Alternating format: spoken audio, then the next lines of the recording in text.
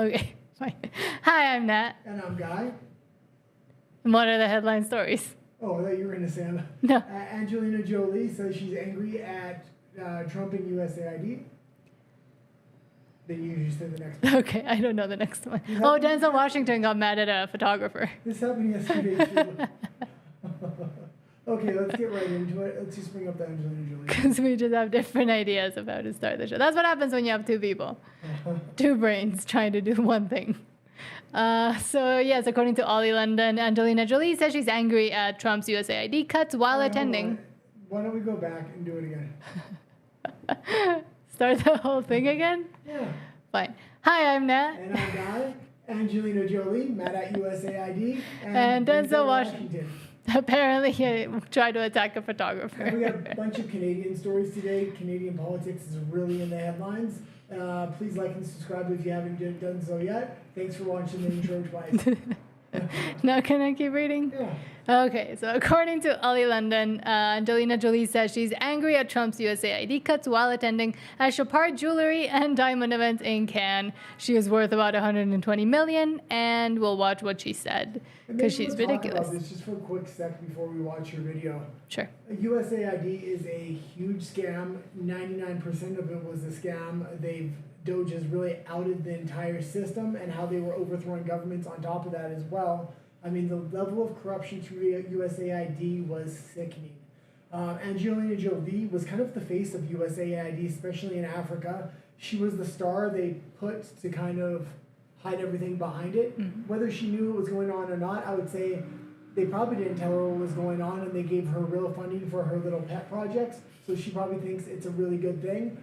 Any idiot can see USAID was completely corrupt. And USAID stands for United States Agency for International Development, but they were developing all the wrong things in all the wrong places and also using it, in our opinion, as a way to launder and move around money around the world. And it financed major coups around the world in Ukraine and other places.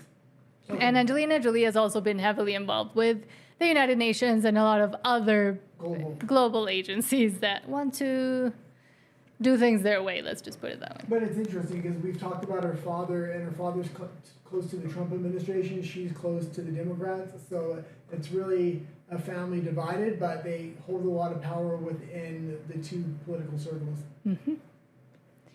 So this is what she said. Everyone knows how I feel about that. And I have a lot to say, but I don't think this is really the place. But I have a lot to say. I will be saying much more, and I will be traveling to the regions myself. But it's just so serious. It's just not, obviously it makes me very angry and very sick. Everyone knows how I feel about that. Well, her pet projects are no longer being funded, I guess. Yes, and also her father, John Voight, and I kind of talked about it in Spanish, we talked about it the other day as well, is kind of helping the administration come up with a plan on how to keep Hollywood in the U.S. and bring everything back into America and putting up all these tariffs for Hollywood movies that are made outside of the U.S. So it's interesting to see the political divide between daughter and father, and they've always had a rocky relationship, but now he's coming out to say that he doesn't agree with her and of a lot of her other political positions she's talked about recently. Yeah, so we'll keep an eye on it. She says she's going to make statements, so I'm guessing it's going to be a lot of TDS. We'll have to see what happens. I will also say a lot of the way the United States was helping Africa through USAID and other countries was they really wanted to keep them under their thumb and make sure they couldn't be self-sufficient. Mm-hmm. Russia and China are now kind of filling that void. They're stepping in. They're not just giving Africa a fish or giving a man a fish. They're teaching a man to fish, meaning they're trying to build nuclear power, things like this, so real manufacturing can come from Africa and they can hopefully stand on their own 2 feet. Yes, and I forgot what I was going to say. That I haven't seen her do much. She did that Maria Kaya's movie about the opera singer, but other than that, I haven't really seen her projects or what she's been working on. Well, it's a full-time job having trans kids and giving Brad Pitt a headache. Well, yes, but interestingly, she is one of the few actresses or like these famous people that have these trans kids where she never actually encouraged her daughter to actually transition. Her son. she let, not her son. He looks like he might be going in that direction as well. No, he doesn't. Okay. No, the twins are actually pretty good. Shiloh and whatever his name was. But she might have encouraged other parents to go do that, but within her own family and with her own kid, she let her dress up however she wanted, wear a lot of suits, but in the end, now she's back to wearing dresses, now that she's grown up and matured, and we can see where all of this gender ideology and confusion goes if you just let it pass through a kid and try to work with them through it. They usually mostly go back to their actual gender. I wouldn't necessarily say that at all. She was lucky the kid, the ideology didn't take a hold and separate her from her family. And Yes. So, yeah. But what I mean is she didn't encourage the hormones, the surgeries, etc. Yeah, but one of the core tenets of LGBTQ ideology is to separate the child from the family. Yes. And if they accomplish that, there is no really going back after that point, very rarely. Yes. So I just want to put that in there. Okay. Okay, let's go into... So next about Denzel Washington getting mad. So you kind of talked about this during the morning show, but it appears that Denzel Washington, who is 70, we found out today, had an altercation with a photographer on the Cannes red carpet. It's unclear, because the video's here, what actually was happening. We kind of watched the video before, but I'll just play it quickly without sound, because it does sound. And watch the hands here. Yeah, so he's with A$AP Rocky, and then he gets mad at the photographer. He holds the photographer's hand and is pushing it down. And then the photographer's trying to laugh it off, and then the photographer grabs him, and he gets mad, of course, and keeps saying, "Stop it," which is very clear. You don't need like a lip reader to figure that one out. But but he's a 70-year-old man. Like, yes, that too. Like they should give him some space and have some respect for him. Yeah, some people. I mean, in general, you shouldn't just go on and grab people, but especially celebrities, you never know who they have as their security detail, what could happen to you if you kind of lunge yourself at a celebrity, but especially a photographer should know better probably, because I don't think it's the first time he's done it. And who knows who said what. There's no clear audio, but it's just interesting that the photographer felt like he could, just yell something at him that made him that angry. Oh, yeah. And made him grab his hand and be like, quiet. Okay, let's go into the next story. We'll breeze through the first few. We covered a lot of these on my morning show, so... Yes. So Clash of Clans animated series ordered at Netflix. Yeah, and I think this is a good grab by Netflix. It's going to have a built-in fan base from the cell phone app Clash of Clans. I believe it's a cell phone app. Why don't you read it just to confirm that really quick? Sure. I'll see it on my phone. Clash of Clans animated series has been greenlit at Netflix. Variety has learned the untitled series is set to follow a determined but in-over-his-head barbarian. The show is set to be set in the world of Supercell's Clash of Clans and Clash Royale. Pre-production is now underway. Trying to figure out if it's... it doesn't say if it's a mobile game yet. Clash of Clans originally launched in 2012. Okay, yeah. So the animation on this just looks like it could be geared for Netflix. This is a great pickup by them. It's going to have a built-in audience, like I said. But we've seen a lot of video game movies have a lot of success. Yeah. So for streaming services to start picking up these things, and this is a really unique IP because it is coming from the cell phone. Yes. Now, Angry Birds came from the cell phone as well. Oh, true. And I think that had a little bit of success. So Yeah. cell phone games really have a wide adoption, but how loyal is the fan base Retention, yeah. to actually cross over? We'll definitely see with this. I'll keep a good eye on this one because this will be an indication for other cell phone games in the future. Also, if this is successful and Angry Birds was successful, I'm not sure if it was, people may start designing cell phone games in the future with the idea of selling the IP to the movie companies or streaming services. And it's also interesting that, they've already been doing it, but for them to maybe continue into franchising and making each of these cell phone games its own universe and moving away from the hero cinematic universes of Marvel, DC, all of these things that just continue to fail because of terrible decisions made at the top of those companies, Disney and Universal, etc. A lot of them are not doing well right now, so they might be now turning to video games as this new way to franchise and get a lot of juice out of an IP. But the problem with video games is the top video games are taking 7 to 8 years to develop right now. That's a long time for it to develop a game. it's crazy that they're taking that long. Even a game that's being fast-tracked is taking a couple of years.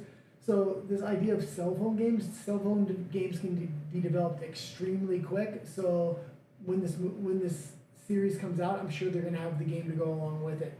And as the series develops, if it gains popularity, they'll have games. Then the games will lead into the series, which would be. How many? Because I'm curious, how many people do you think actually play cell phone games? Because I've never been interested. Millions. Okay. It's a huge market. I was watching documentaries on them and things like this because they're free and because you always have. But then you have to pay within the thing. Not always. Oh. A lot of the time you do, but not always.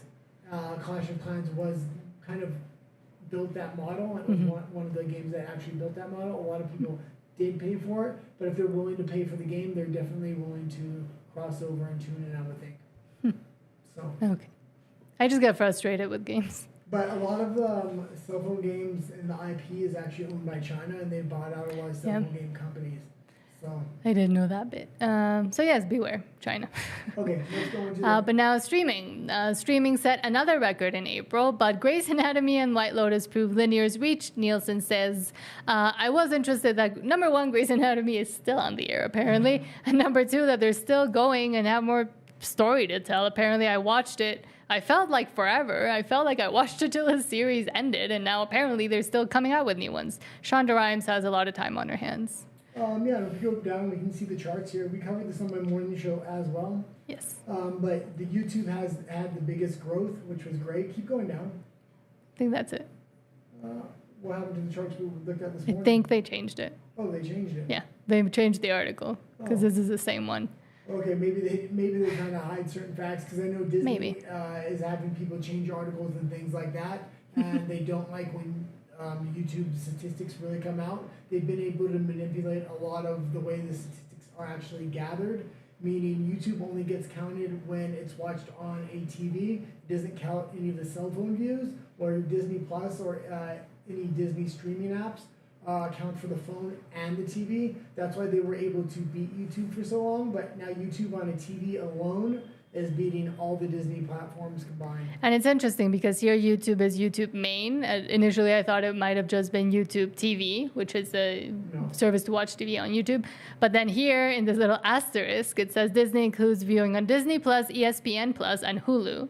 Yeah. And then Paramount is also Paramount and Pluto, which is another service for the U.S. and a few other countries, and then Warner Discovery is Discovery Plus and Max. Yeah, and a lot of these companies are either merging or selling, and there's a lot of strings from the federal government right now that they need approval on. I talked about Paramount Plus this morning. So Paramount Plus is owned by one of the networks, and they want to merge with another company, but the lawsuit with the Trump administration is holding all that up. So, and then it's also interesting that YouTube is basically half, more than half than the second biggest or largest streaming service. So, and all if you look at all the streaming services, they're the two that have the most potential for growth. Is number one YouTube, and they have the largest potential for growth because they can go. They're always going to have new content creators, things like that. But then they have the option of bringing more refined content in, bringing music in, bringing sports in as well. So they have a ton of room for growth, and they probably have the best business model there. Also, as a search engine, a lot of people go to YouTube. It's the number one search engine over Google now. But over TikTok as well? Yeah, it's the number one search engine. Because when people go there for TikTok, they kind of just whatever comes up in the feed. With YouTube, they're using it as a search engine. But I think with TikTok as well, I saw that was like last year, so my numbers might have changed. But and then Netflix also has a ton of room for growth, not nearly as much as YouTube, but going into sports and they're making a big effort and making big grabs into sports. And Netflix spends their money a lot more wisely than like an Amazon and stuff like that. Disney's in big trouble. Just to hang on to that 5%, they're having to combine all their streaming platforms. They were manipulating this data for a long time. Yes. So Disney's probably in the biggest trouble. Also, Disney constantly has these fire sales for their streaming platforms where you pay 99 cents or $1.99 a month for both Hulu and Disney Plus. And ESPN now, apparently. So a lot of their subscription comes from that 1 month when they did that, and that's when they want to manipulate their quarterly earnings and stuff like that. For their investors. And also it is interesting, one thing that WW Pro was saying about Disney and Disney Plus is that during the latest investor call that was recently, they used the Abu Dhabi announcement and not the ESPN Plus announcement that they had. So maybe they don't have as much confidence as a lot of people thought they would on live sports and ESPN. Yeah, and I would say if I can only buy one streaming service out of all these, the one I use the most is actually YouTube. Yes. So, but we pay to not have commercials. Premium, and it's yeah. well Yeah, it's way worth it. Worth it because Yeah. the amount of time I used to spend watching commercials and just the amount of content I consume from YouTube compared to these other platforms. And the diversity, and still there's some originality in YouTube produced content by actual content creators, but there's also like a level up, and then there's also the news channels that put stuff in there and other production houses that do big things, but also the individual content creators that a lot of the quality has just gone up and up and up. The only bad thing is the whole censorship issue. Yeah, the censorship is an issue, but they're still the most established, and to be honest, there's nobody that really competes with them in the space right now. I will say this about Netflix. Actually, every single other streaming service on this list, other than Netflix, has competition through piracy. So all their content that's made, people can download for free on different places on the internet. YouTube doesn't really have that problem at all because it's all original, small, like short form content and things like this. Even if it's long form, you're not going on a piracy site to get YouTube content. You just go on YouTube and watch the commercials. Yeah, unless you're grabbing it for a video of your own and then you credit it. But what is also interesting is that this is only for TVs. So like content watched on a TV. So people watching YouTube on TV. Yeah, more and more. So it's pretty interesting. And that's what, RUMBLE had a big problem with that for a long time because they weren't on TVs. And even now that they are on TVs, their interface is completely screwed. Yes. Like that site just needs to get it together. They could be a major competitor to YouTube if they wanted.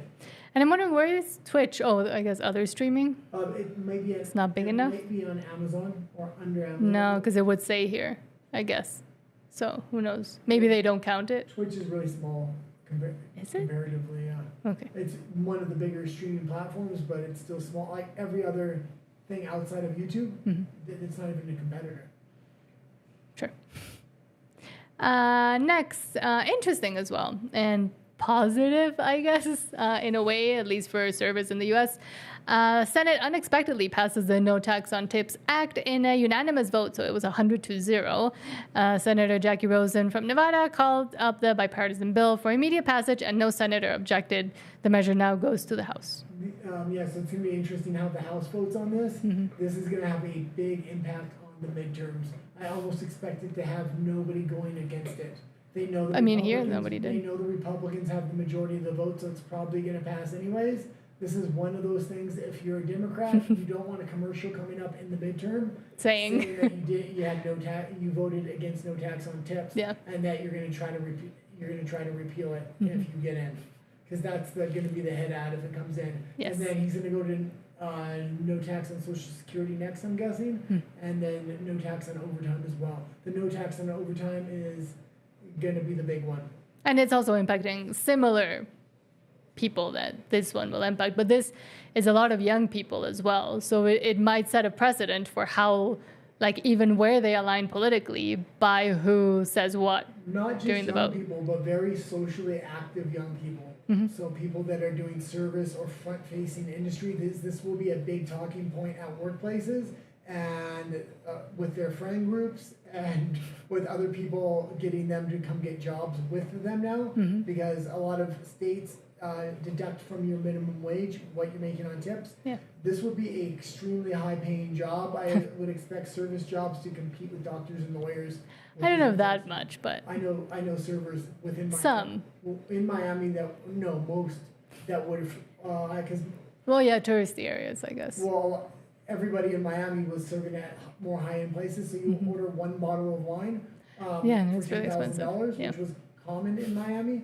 You're getting 18%. That's $1,800 for that one bottle of wine plus the food. So it was already insane. But now you're going to just hand them tips. No, not every serving job's like that. No, that's what I was But thinking you're of. still getting you're still going to end up getting two wages. Your tip wage and then your regular wage, and then you're probably still fit in a tax bracket which is lower if they're not going to tax. Although there are some states still, I believe, that allow you to, like, whatever you get on in tips, like there's a percentage that you get as a wage, but it's not even minimum wage.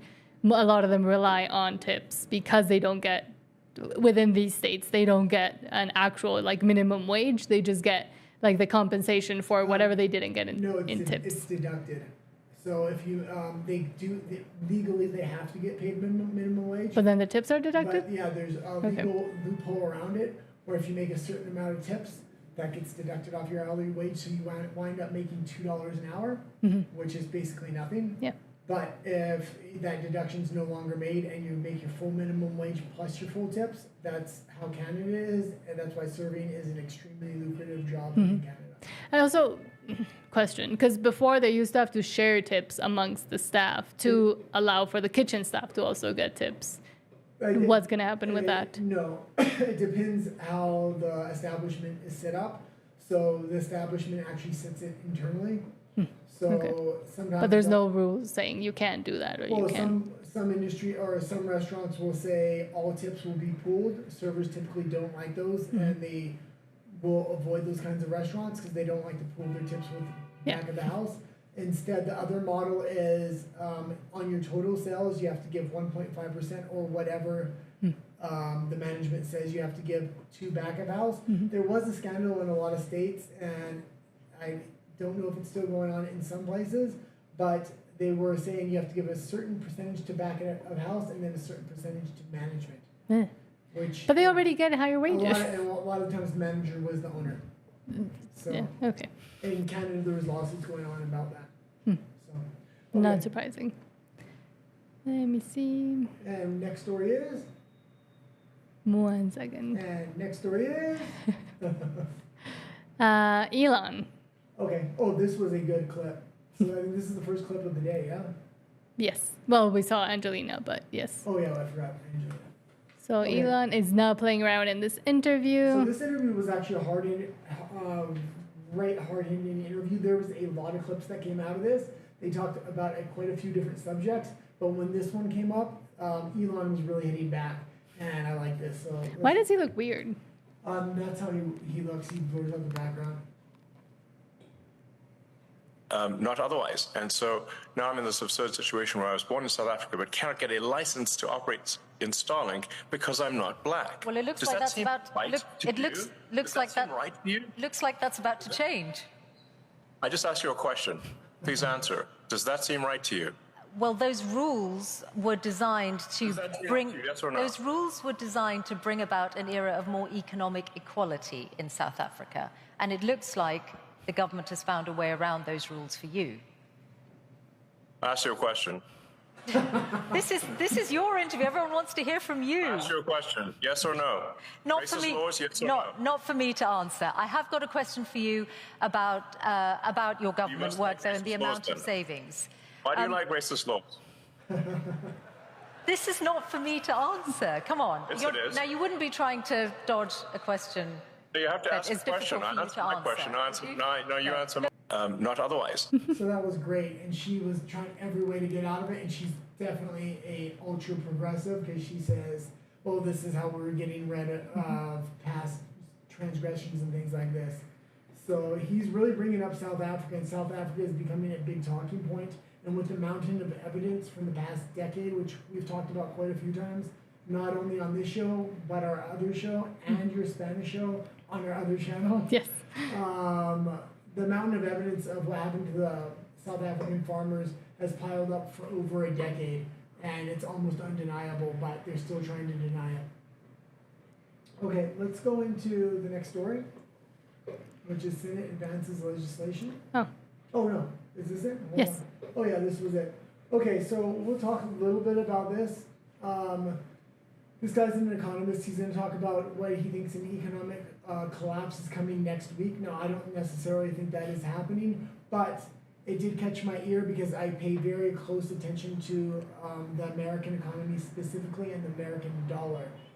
That being said, the weak point or the choke point within the American economy, all economists agree on, is the bond market. If somebody wants to try to collapse the US dollar and the American economy, it's going to be through the bond market.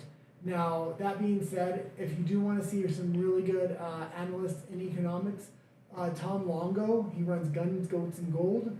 He also is just on a bunch of think tanks on YouTube. Really good economist. And the other one is Martin Armstrong. He has what would be considered similar to an AI computer, like decades ago before AI even existed. Yeah, I know what it is. And governments around the world actually follow this computer, and it predicts to the year most major world events, number one. Also, Martin Armstrong has been brought in by almost every major world government in the West, from the Japanese economy when they wanted to talk about how their currency was going to work, when they made the EU currency and how that was going to happen. He was brought in as an advisor. He advised them that they needed to consolidate all EU debt at the time. They didn't do it because they know they couldn't get it passed if it did.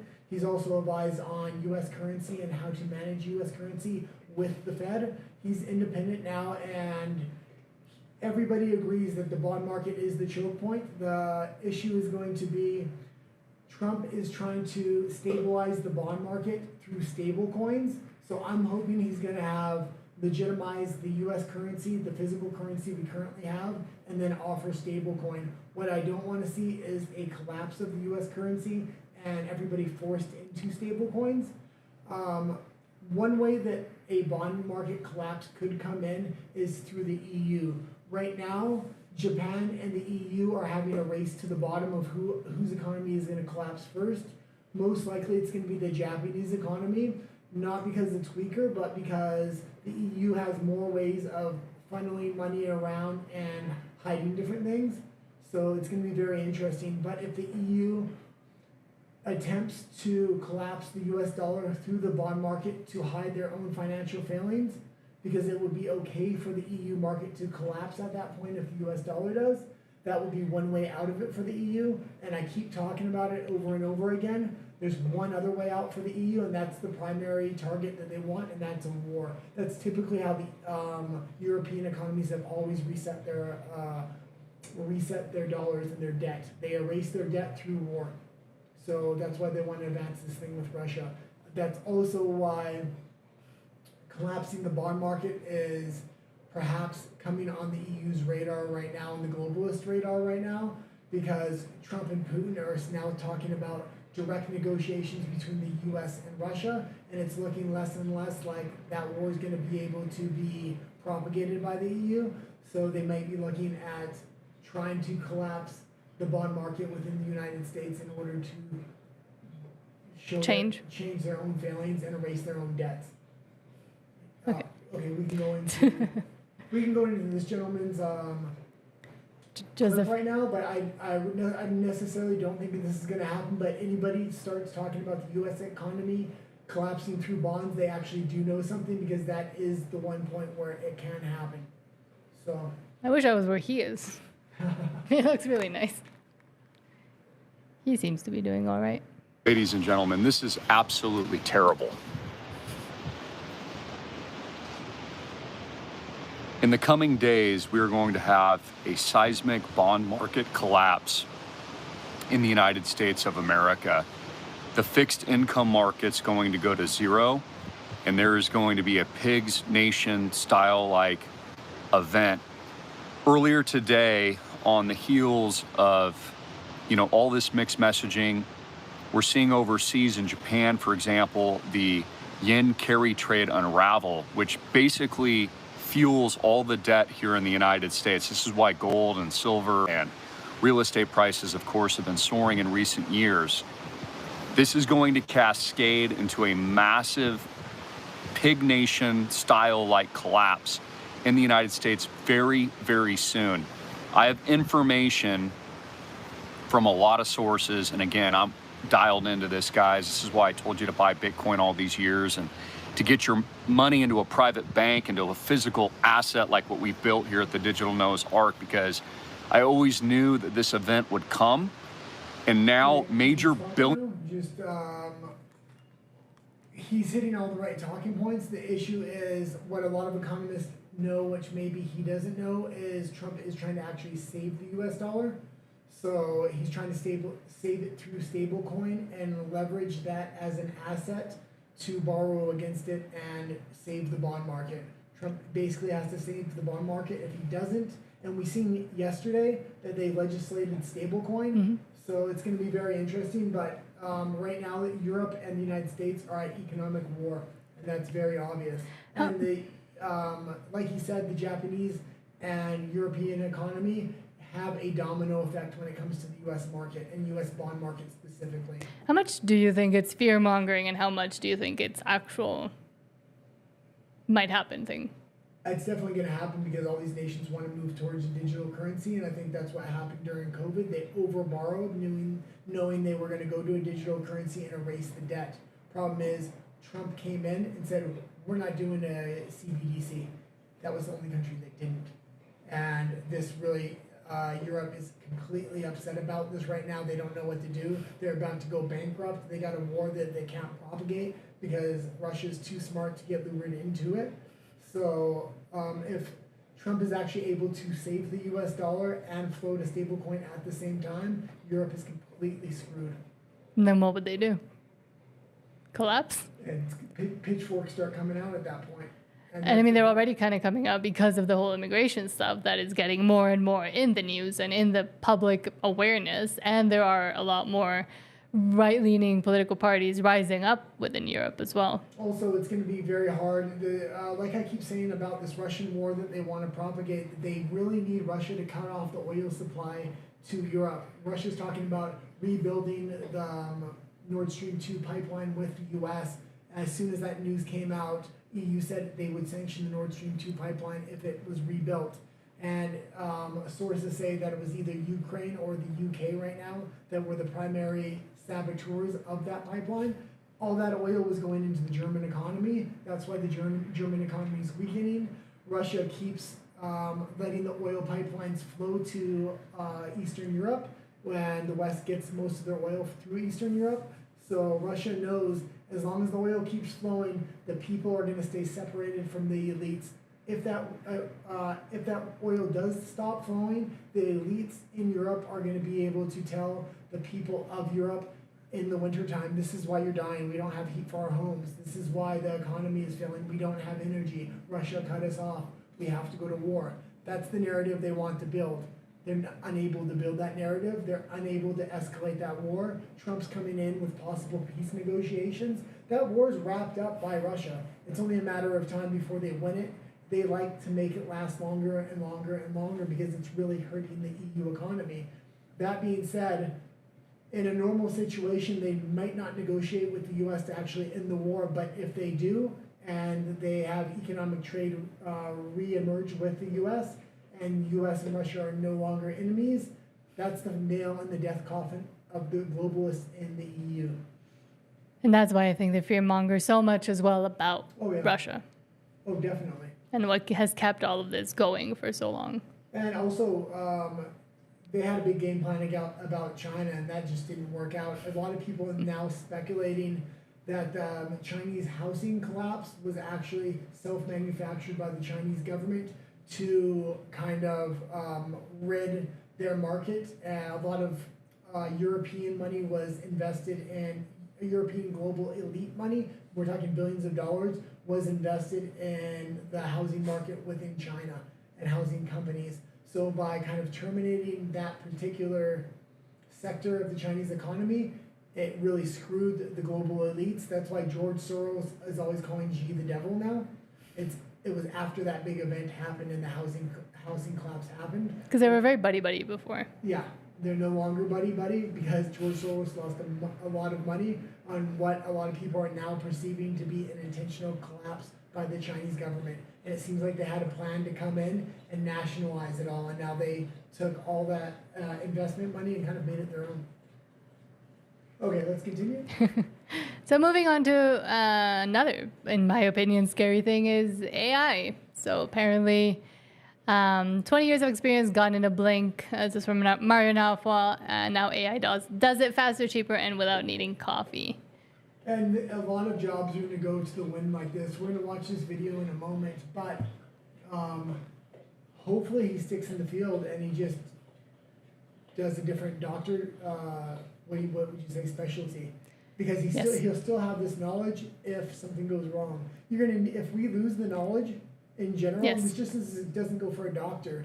If people start using AI from a young age, they're going to forget how to do math, how to read math. Well, that's what I was saying the other day when we were talking about AI in education, where even though it's easier to use it and, it's important for the children to learn how to use AI and how to do all these technological things, being outside, learning how to learn from the world, from your physical environment, actually will keep them, because we never know if there's a huge shutdown, if AI, as in Mission Impossible, tries to take over the world, then we need people that have actual core skills, that haven't lost that, and that know how to do things outside of a screen or a computer, and know how to actual physical things work, what books are, how to read, how to do actual research. Well, and I also do watch a think tank that talks a lot about AI and digital IDs, digital currency things like this on YouTube, and it's some really respected researchers, people that used to work in the government, sleuth journalists like Whitney Webb. It's a broad spectrum of independent media, and what they're saying is right now the carrot of AI is being dangled in front of the public. Mm-hmm. All the benefits, like you control it, but once they have you using it, they're going to start pulling it back and dumbing the general public down. Mm-hmm. That's what I'm scared of. That's why I keep saying homeschool and teach your children how to do actual things. Let's watch this clip real quick. So I'm about to lose my job, and this is scary because I developed a skill over 20 years. I just, look at an x-ray and say, here we go. We have right middle lobe pneumonia, maybe left upper lobe consolidation. Patient is very sick. She has bilateral pneumonia. We need to take care of her. But here comes AI, and of course, they pick it up in a second. So now you don't need professional eyes to look at these x-rays. You just have artificial intelligence, and they picked up the pneumonia. So I'm going to be applying to McDonald's soon. I hope they have some openings. Nope, so AI has also taken over that one as well. Well, not quite, because I actually had another clip. I didn't add it in today, but it was actually a fry machine robot. Did it mess it up? It did it very slow and sluggishly, and I was like, the guy at McDonald's does it much quicker. They make much bigger batches. For now. Yeah. But with this, I think this is like the maintenance on a machine, because it had like parts. So many different moving parts that the human's just cheaper. But with this, I think this is an X-ray technician, clearly, so they're the ones that look at an X-ray and kind of make determinations before sending it off to a doctor. The doctor assesses and evaluates based on the opinions that the X-ray technicians give. In the jobs that are the X-ray technicians, for example, yes, that could probably be taken over AI, but the doctor, I think, is still going to be important and necessary, because if AI fails, then where is the ethics in that, and where does the responsibility lie? The issue with that is we were going to doctors in Canada, and they were literally just typing up on the computer and then reading off of the computer. Yeah, they were like little... What the computer was telling them to me. Human when AI. I would ask them a question, they would give me a blank look. But that's because the Canadian healthcare system is broken and they're overworked and there's not enough doctors. But if some X-ray technicians or people that have trades which might be taken over with AI could go into things that are actually useful for the world now that there's AI, then maybe we could get even smarter people to do even more jobs. Yeah, I'm also very concerned about the capture of science. Like yes, that's it. We've seen what happened during the Jibby Jab era, and there was a complete capture of science, not only academically, but on the ground level, on the research level, on the implementation level. What happens if AI is used in an even further capture of science, especially medical science? They can cover up, they can create, they can give the diagnosis. AI says this is the path we have to take, so the whole world has to do it now. I liked the decentralization of the last pandemic. They tried to have everybody take the same approach, but some countries and some states didn't. So we were able to have data to look back on, and what we've seen was people that actually defied the government and countries that didn't follow the WHO actually had better results.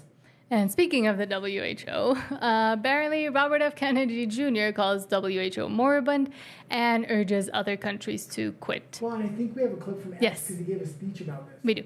Yeah, well, because when you were doing your show, I had seen the article earlier, but I hadn't watched the clip, so I grabbed it so we could watch the clip together now. Hey, hold on. Oh, and by the way, Nat does a show right before this one Yes. called Nat and the Guy. No, not in español. No, Not en tu idioma. Nat in Espanol. It's on Nat and the Guy. In Spanish. In En Spanish. español. Yeah. It's our secondary channel. Yes. I urge the world's health ministers and the WHO to take our withdrawal from the organization as a wake-up call. It isn't that President Trump and I have lost interest in international cooperation, not at all. We just want it to happen in a way that's fair and efficient and transparent for all the member states. We've already been in contact with like-minded countries, and we encourage others to consider joining us. We want a free international health cooperation from the straitjacket of political interference by corrupting influences of the pharmaceutical companies, of adversarial nations, and their NGO proxies. I would like to take this opportunity to invite my fellow health ministers around the world into a new era of cooperation. We don't have to suffer the limits of a moribund WHO. Let's create new institutions or revisit existing institutions that are lean, efficient, transparent, and accountable. Whether it's an emergency outbreak of an infectious disease or the pervasive rot of chronic conditions that have been overtaking not just America, but the whole world, we're ready to work with you. Thank you, and may God bless you, and let's all pray. He's been doing a lot of good things in there, and I did have some complaints early on about him, and Yes. those concerns still do concern me, but in the areas where he is not kind of captured, he is doing amazing things with the red food dyes, with this. There's actually been a slew of RFK stories where he's really helping the health and welfare of the country. The WHO was trying to get countries to sign off their sovereignty. Yes. Hundreds of over 100 countries, I believe, did. They signed that pact to give away their sovereignty when another pandemic occurs. And the things that would classify as a pandemic, one of them was climate change, Yes. which is insane. And actually, it's funny because I did a story about this in English 2-3 years ago in our other channel, which is now in Spanish. But the fact that so many countries were willing to sign off and were willing to hand over sovereignty to an unelected, non-governmental body that would essentially be able to control whole populations was scary, and nobody was talking about it. Countries loved it because it gave them the ability to shrug off any liability to their general population, meaning they can do the wrong thing, still get reelected. They can say, "Oh, It was the WHO WHO. is the one advising us. We're not in charge of this." So the fact that Robert F. Kennedy is not only doing this with the United States, but there's a few other countries as of right now following them, that gives direct responsibility to RFK and the United States administration if anything does go wrong. And I think it's important also, he mentioned that maybe not completely get rid of an international body or a body that does research or cooperation on health issues and health matters, but the whole being able to essentially govern for other countries and the unelected aspect of it, I think is what trips most people up and worries most people, that governments would so willingly be like, okay, you do it. Yeah, well, I think you need international bodies that don't have control. They basically advise and then kind of... But that's what these were supposed to be. No, they were trying to get countries to sign over their sovereignty, and in the end... But initially, they tried to show soft power to get that document signed, and then the hard power they thought was going to come in. We'll see. But if they're in an advisory role where they don't say this is the best solution, but we brainstorm these are the 5 or 6 probably best ways. We already seen in the last jibby jab situation, countries will kind of adapt slightly different solutions, and then we can look at different data from different data sets to see what worked better. And that would, when everybody does the same thing, that Yes. can result in mass death of the globe. and that would actually be cooperation and research and sharing data points, which is what these organizations, and I'm also including the UN, the United Nations, and a lot of these other unelected non-governmental bodies that have this much power and have gained this much power. That's originally what their purpose was just to be a collection of countries that wanted to cooperate on certain things, but not have these giant bodies that could essentially dictate, also the EU, dictate what each individual country would do and kind of globalize it and make them all follow the same wrong path, and they've been captured, and that's what's led to all of this ridiculousness. Well, this is also why free speech is extremely important. Yes. In the last jibby-jab situation that we had independent scientists that actually had created the vaccine and things like this come out, and sleuth journalists as well and YouTubers were really bringing this information to the forefront. We were able to get it very early on. I'm not saying everybody listened to them. There was a lot of censorship back then. Yes. But the information still was And getting still. out. And now that we look back, we can say, well, all the voices that were being silenced or barely being amplified actually had the right answers the entire time. So it's maybe very important to watch censorship laws. So even when we disagree with certain people's opinion, it can still get out in an emergency and things like this. Yes, important voices that should not be silenced. Yeah. And speaking of censorship, control, etc., let's move on to Canada. I think And this is the first of quite a few Canadian stories.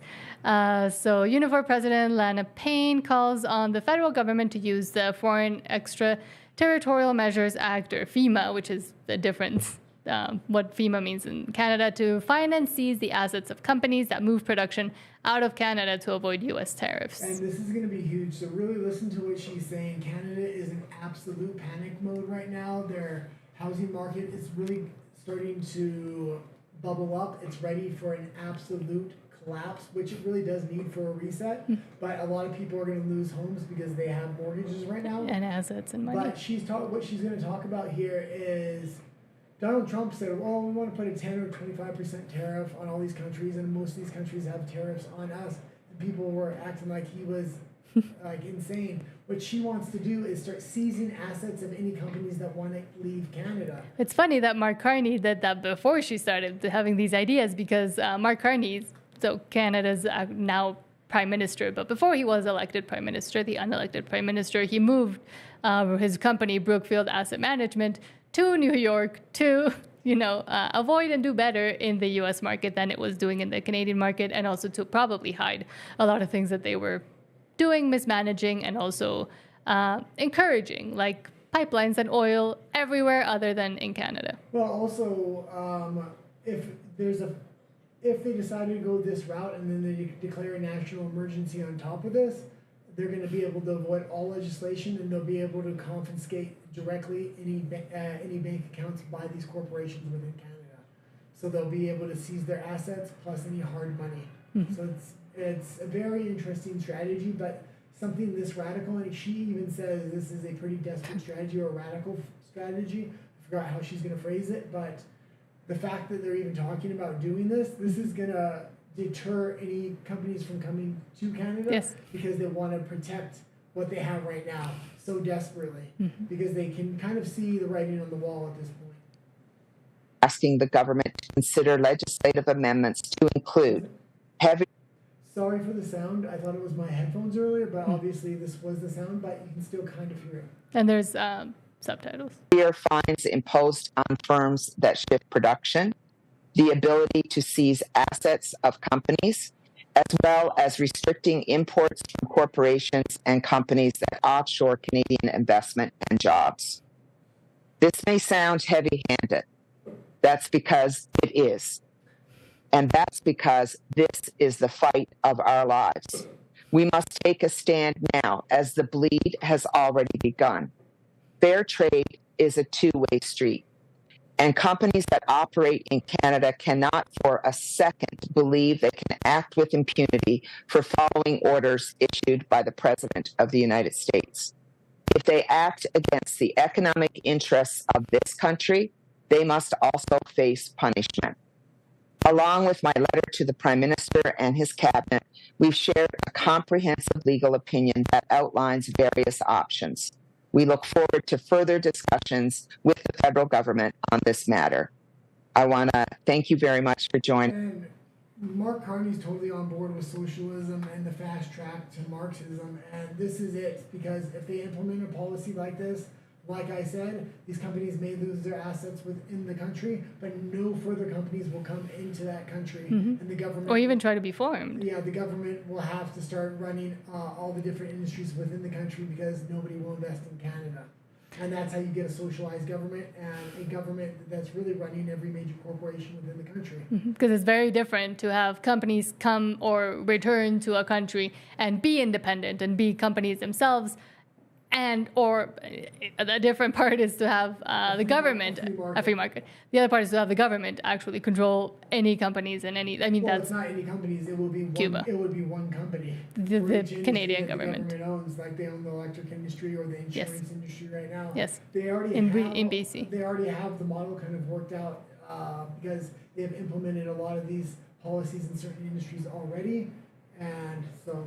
It's funny that behind her it says, "Our future is worth the fight." You own nothing and you'll be happy. That's where Canada is going. Yes, especially for... Oh, but I was listening to Martin Armstrong earlier, one of the big economists I was telling you about. Yes.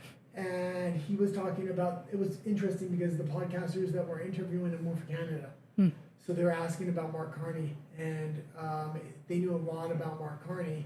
And they said, well, his new model is to continue to funnel money into the Canadian economy from the EU economy. So if the EU economy does go to a digital currency and people can't get their money out of the EU, he's hoping to set up a certain economic model. They can funnel it through Canada, much how organized crime funnels a lot of their money through Canada right now.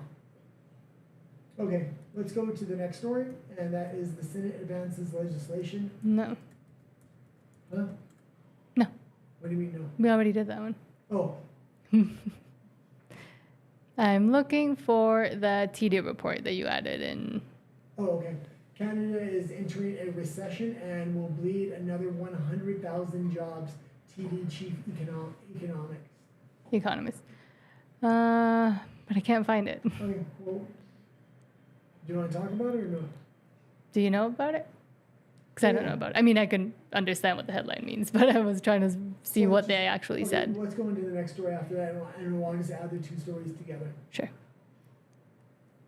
That's immigration. I know. I'm looking for it because I have a lot of things open right now. So this is from J.J. McCullough. We actually discussed it during your morning show. J.J. McCullough, interestingly, and I just mentioned this because it's interesting that he's pointing it out now, he's usually very progressive, very on the left. He did fight against Canada's. He's a Canadian content creator on YouTube. Well, I just wanted the name. And he actually fought against a lot of the censorship laws that the Canadian government was trying to implement. So it's interesting now that he's also kind of tackling immigration and talking about it openly, which most Canadians try not to do because it's a forbidden topic. Even the left is talking about it now. So if we look at this chart, most people look at the red, and the red is net temporary residents. So this is immigrants. And the yellow is immigration. Net migration. A lot of people don't pay attention to the blue, but the blue is actually the one you want to pay attention to because everybody knows that there's this mass influx of immigration. We've been talking about it forever. Everybody's had similar graphs to this. Yes. So we already know that's a problem. There's mass protests not only in Canada, but the United States and the EU over immigration and the types of immigration that are coming in. But a lot of people aren't talking about the blue line here, and that's the net growth rate of your native population. So your birth rate and your regular citizens, you see it's going down dramatically, and it's almost at zero, and this is 2021. We left after 2021. Yes. We now live in Mexico City because Canada was just an unsustainable model, and the government was insane. But they're at a point now, even if they wanted to not let immigrants in, they can't because the regular population is fleeing en masse. The regular population... Fleeing and also not reproducing at a rate where it's even meaningful anymore. Well, and their regular population may have had some savings and things like this because Canada did well for quite a long time. Yes. So the boomers and the people that did have savings that could leave the country Or that have bought houses before the whole housing market went crazy. selling the houses and leaving the country. That's what's happening. But it's interesting, who are they selling them to? Other immigrants. The immigrants. Yeah. So it's like a circular system of doom and failure for But, Canada. I didn't bring I may have brought the stories up today, but I don't think I did. But there is a ton of videos right now. It's really, what do you call it? But It's kind of peaking on YouTube and on X, the real estate market in Canada. The amount of houses within the market for sale is the biggest it's been since I believe 1980. So it's pretty insane right now. Toronto, Vancouver, these markets are completely saturated. People aren't able to sell the apartments. Mark Carney's having to limit immigration. He's not stopping it, but he's using the Trudeau plan of limiting it until 2026. So he can say he's doing something. He's hoping people stop noticing because after 2026, he's going to increase it to new heights that Canada has never seen, even bigger than here. So, the housing market is ready for a complete collapse right now. And Canada's cooked, and they're just letting, most of the population just prefers to ignore whatever's happening and continue. But more and more, I think they're going to have to start noticing. Well, within the next 2 years, you're going to see a full-on collapse of the Canadian economy. I would expect to see the EU go first and maybe Japan go even before that. So it's going to be interesting. But Japan's a little bit different because they don't have mass immigration. They didn't do it, and that. But they also don't have. They have a growing, aging population. So this mass immigration thing was kind of the solution the government offered because people weren't staying in these countries and things like this. Okay. It created problems on its own.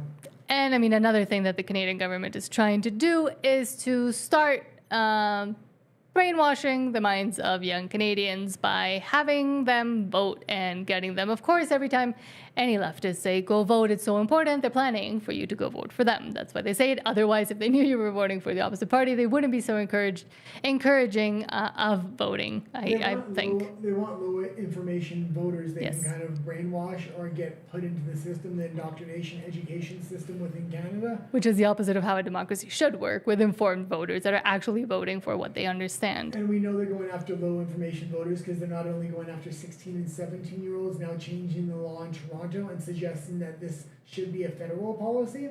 But they're going after the immigrants, the immigration voters. They want countries that specifically have a history of voting for the Liberal Party. And that's why immigration is so high, and it's going to continue to be high in Canada because it's a winning strategy for the Liberals. Yes. And I mean, this is moronic, but do you want to see it? Yeah, let's watch it again. We watched it on my morning show. But yes. This is also why, there's a lot of tribalist voting going on right now. So the alternative model is being suggested in the United States that each household gets one vote. So which is very controversial. It's controversial, but there's other models as well. But this is like, you're not even an adult to 18. And I went in the morning show, I went into, what do you call it? Age of consent laws and things like this. This is just another way to lower age of consent laws, get rid of parental rights. We've seen the MAID program. We're going to go into that later. Canada's now suggesting that for minors, which is crazy. We'll explain what it means. Yes. We also know that young people are more likely to vote the first time if they do it in a structured environment with their friends, which is more likely to happen at 16 and 17 when they're in high school than at 18 when they've been cast to the winds and they're on their own either at work or at university or college. So if we want lifelong engagement, this is an easy thing we can do, is to take a step towards including 16 and 17-year-olds in our public process and give a precedent that will hopefully encourage the federal and provincial governments to change our election laws to include them. The second question I had was, okay, well, it's good that they're more likely to vote, but will they pay attention? Will they be knowledgeable? Will they be informed voters? And again, the research that was provided by Vote 16 and the Young Politicians of Canada is that, yes, people at 16 and 17 are just as likely to pay attention, just as likely to become informed, just as likely to be engaged as people who are 18 or 19. And again, Which again goes to what I just said, that most Canadians, I mean, that study she quoted says nothing, because most Canadians are not informed and are not interested in politics and are not interested in even learning political positions. I would potentially disagree with that, and this can backfire on them. That's why I was going to mention that too. That's why they're trying to put these two things together, and that's Bill C-63 in Canada. Mm-hmm. The censorship laws are going to come back in a huge way. The alternative media made a big impact in the last election, even though the traditionalists and the conservatives didn't win. Mm-hmm.